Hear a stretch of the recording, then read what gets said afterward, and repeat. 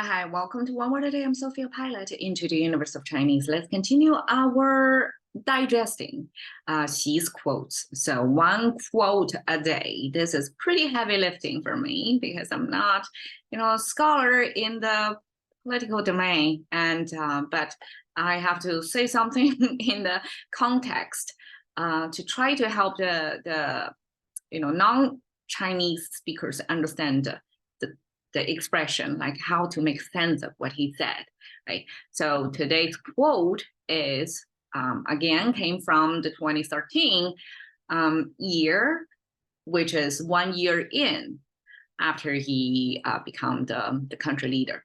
So he was saying, like, he was basically complaining about if things are going to be decided by voting. So if voting decides how things are going to be, then where are CCP, right? Like, how can we control our officials, right? So that's his expression. He said, 都靠票来定. So if everything is based on 票, is voting, if everything is based on voting, 来定 means to decide on things. If the decision making is based on voting, like the American system, right? To pass some laws or bills, you have to have votes, and that's a major hurdle. Or, intentionally put in place mechanism to make sure, like, you collectively make the best decision as you can, right?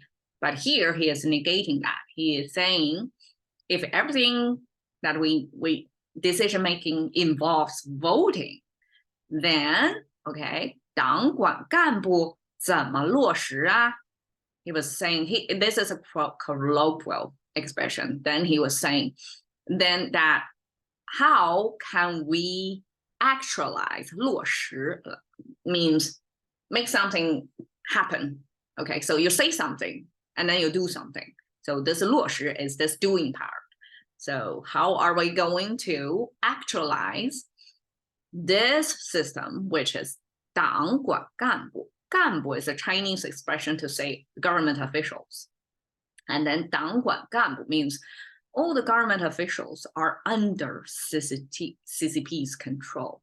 Okay, for one, if you have the ambition to become a higher rank officials in China, you have to join CCP.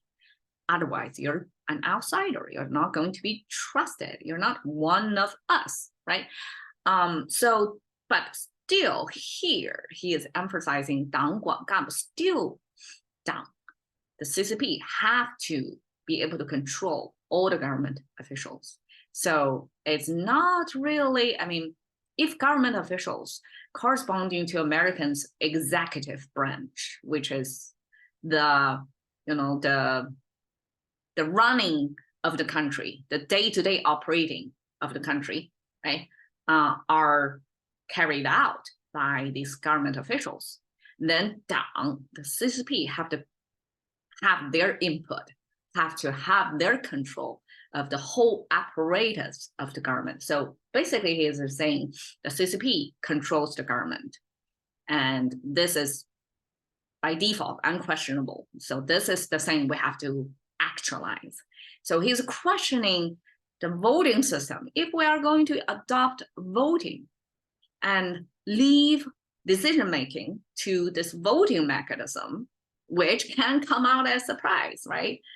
CCP doesn't want to be caught off guard of anything in terms of making decisions. So the argument here is, like, if we are going to use the voting system, then like, we may have a moment of out of control of our government officials, because then things are left for voting, which are not fully in control, pre-programmed, predetermined by the CCP. The will of CCP may not be carried out as we wish if we go through this voting system. Okay, so that's the whole argument there. Then I'm focusing on 票 because 票, we're talking about voting. And of course, we all know Chinese. This language grew in this agrarian society. And the political system back then was one emperor, one man, as a human, positioned himself as heavenly. It's almost like a God's son, okay? Almost like a Christ figure to Chinese, okay? That 天子, they use the son of the sky. So that's their justification.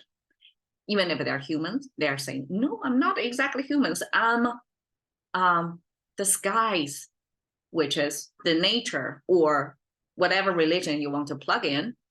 I'm the son of that. So therefore, I have this, the sky, the all-wrapping, omnipresent, omnipowerful, superpower thing.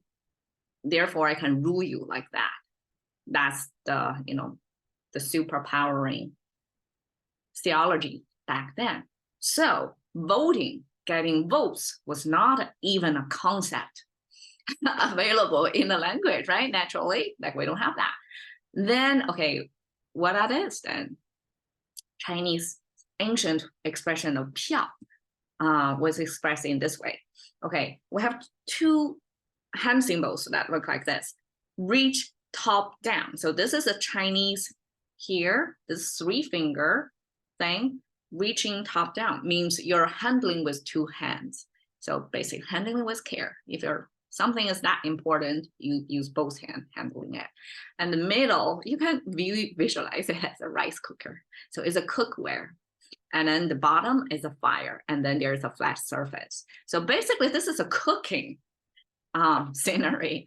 The fire symbol, if you have followed my program for a while, this came up a lot. Fire is one of the 5 basic elements Chinese philosophy classified into. It's made of this cone shape.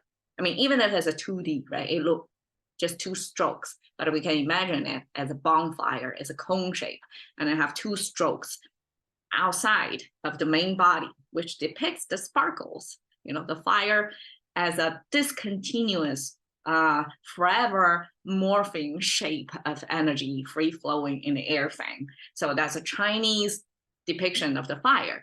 And we have the fire at the bottom and a cooker on the top, 2 hands handling with care. In between there's the surface. So I guess that's a stove thing. So the whole thing is cooking.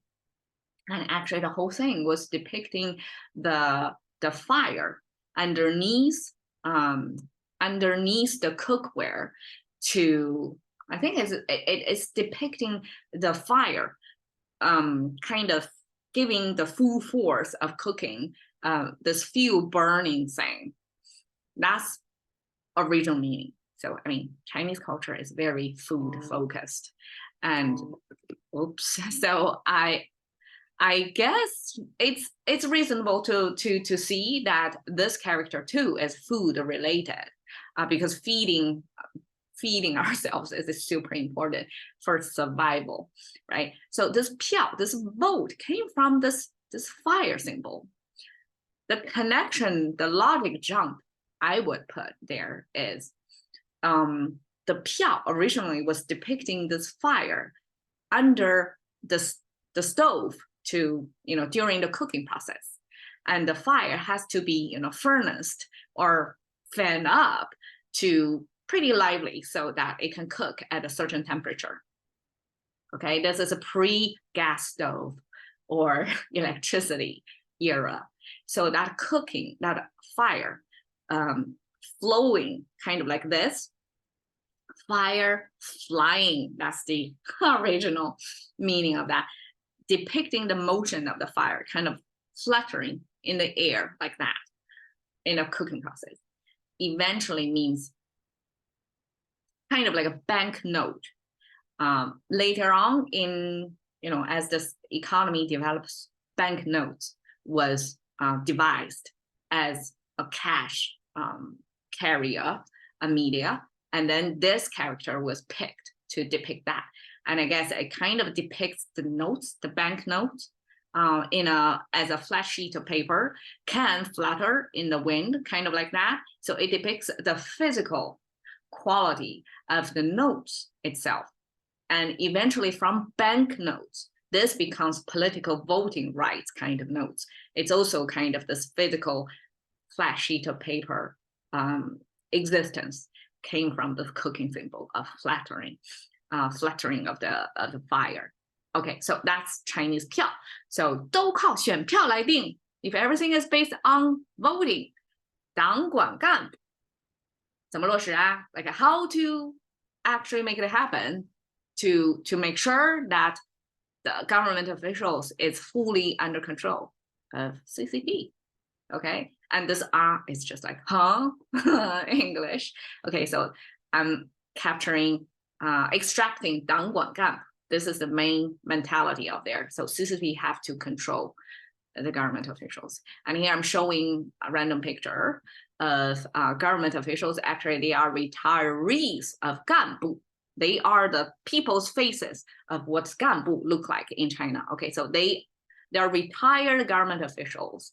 And you can see everybody have to exhibit their loyalty to this symbol, this icon, this communism icon. So it's super merge of government running and CCP. It's like deeply integrated. If you're not a government official, you probably have the liberty to join the party or not join the party. But if you are part of the governmency, you'd better join the CCP. Otherwise, your political career is really capped really early in your, path. All right, so that's 党管干部. Cash into the currency of thinking by one word a day with Sophie. See you another day.